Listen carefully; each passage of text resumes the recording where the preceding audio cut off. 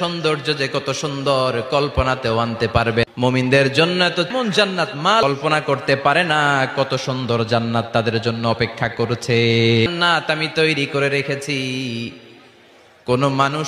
সুবহানাল্লাহ, এটা যে কত সুন্দর, ইউ কান্ট ইমাজিন ম্যান, আপনি কল্পনাই করতে পারবেন না। আ'দাতু লিইবাদিয়াস সালিহিন, আমি আমার সালেহ বান্দাদের জন্য প্রিপেয়ার করে রেখেছি আলা আইনুন রাআত, যে জান্নাতের সৌন্দর্য কোনো চোখ দেখে নাই, ওয়ালা উযুনুন সামিআত, ওই জান্নাতের আওয়াজ কোনো কান শুনে নাই, ওয়ালা খাতারা আলা কলবি বাশার, মানুষের অন্তরে যত ধারণা হয়, চিন্তা হয়, জান্নাতের সৌন্দর্যে চিন্তার ধারণার বাইরে।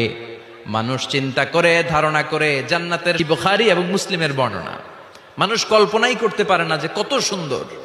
এত সুন্দর কোন দৃশ্যের অবতারণা পৃথিবীতে ঘটে নাই, তো কল্পনা করবে কি করে? কোন কান জান্নাতের কোন আওয়াজ শুনে নাই, কোন চোখ জান্নাতের